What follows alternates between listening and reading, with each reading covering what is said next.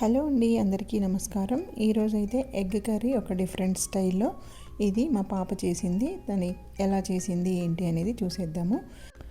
దీనికోసం అయితే స్టవ్ మీద ఒక కడాయి పెట్టుకొని 3-4 టేబుల్ స్పూన్లు నూనె వేసుకొని వేడెక్కాక అర టీ స్పూన్ ఆవాలు, అర టీ స్పూన్ జీలకర్ర వేసి వేయించుకొని ఒక 3 పచ్చిమిరపకాయలు సన్నగా పొడవుగా కట్ చేసుకొని కొద్దిగా కరివేపాకు కూడా వేసి వేగాక ఒక 2 మీడియం సైజు ఉల్లిపాయలు సన్నగా పొడవుగా కట్ చేసుకొని ఇవి కూడా కొంచెం మగ్గనివ్వాలి. ఉల్లిపాయలు కొంచెం మగ్గాక ఇప్పుడు దీంట్లోకి 1 టీ స్పూన్ వరకు అల్లం సన్నగా తరిగి వేసుకోవాలి.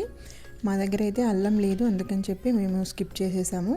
అల్లం ముక్కలు కూడా బాగా వేగాక ఇప్పుడు దీంట్లోకి ఒక మీడియం సైజు టమాటోని చిన్నగా ముక్కల్లాగా కట్ చేసుకొని వేసి ఒకసారి కలిపేసి అర టీ స్పూన్ పసుపు కూడా వేసుకొని తర్వాత 1 టీ స్పూన్ ఉప్పు కూడా వేసి అంతా బాగా కలిసేలాగా కలుపుకోవాలి. ఇప్పుడు దీంట్లోకి అర టీ స్పూన్ కారము, అలాగే 2 టీ స్పూన్ల వరకు ధనియాల పొడి కూడా వేసుకోవాలి. కారం అనేది మీరు తినేదాన్ని బట్టి కొంచెం అటు ఇటుగా అడ్జస్ట్ చేసుకోవచ్చు. ఇప్పుడైతే ఈ కారము ధనియాల పొడి ఒకసారి అంతా బాగా కలిసేలాగా కలుపుకోవాలి.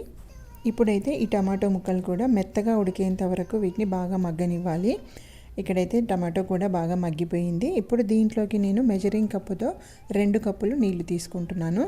ఇక్కడైతే మేము ఈ కర్రీని ఇడియప్పంతో తీసుకున్నాం కాబట్టి కొంచెం లిక్విడ్గా ఉండాలని చెప్పి నీళ్ళు కొంచెం ఎక్కువగానే పోసాము. లేదు చపాతీ అలా వాటితో తినాలి అనుకుంటే 1 కప్పు నీళ్ళు సరిపోతాయి. ఇప్పుడు ఇలా మరుగుతున్నప్పుడు దీంట్లోకి 1 టీ స్పూన్ గరం మసాలా కూడా వేసి ఇంకా కొద్దిసేపు మరగనివ్వాలి. ఇక్కడ ముందుగానే మేము ఒక 4 కోడిగుడ్లు ఉడికించి పక్కన పెట్టుకున్నాము. వీటిని ఇలా ముక్కలుగా కట్ చేసి ఇప్పుడు ఈ గ్రేవీలో వేసేసుకోవాలి. కోడిగుడ్డు ముక్కలు కూడా కావాలంటే ఈ కోడిగుడ్డు ముక్కల్ని కొద్దిగా నూనె వేసి ఉప్పు, పసుపు, కారం వేసి కొంచెం ఫ్రై చేసుకొని కూడా వేసుకోవచ్చు. మేమైతే డైరెక్ట్గానే వేసాము ఇక్కడ. ఇప్పుడు దీంట్లోకి 1 కప్పు కొబ్బరి పాలు పోసుకుంటున్నాను. ఇక నేనైతే క్యాండ్ కోకోనట్ మిల్కే తీసుకున్నాను. ఫ్రెష్గా తీసుకున్న మిల్క్ అయితే ఇంకా కొంచెం చిక్కగా ఉండి గ్రేవీ కూడా మీకు తొందరగా చిక్కగా అవుతుంది. ఇవి క్యాండ్ కోకోనట్ మిల్క్ కాబట్టి కొంచెం పల్చగా ఉన్నాయి. గ్రేవీ థిక్గా అవ్వడానికి కొంచెం టైం పడుతుంది అంతే. మీరు ఫ్రెష్గా పచ్చి కొబ్బరితో కొబ్బరి పాలు తీసుకున్నట్లయితే ఫస్ట్ చిక్కగా వస్తాయి కదా, ఆ మిల్క్ యూజ్ చేస్తే మనకి గ్రేవీ అనేది కూడా తొందరగా చిక్కబడిపోతుంది.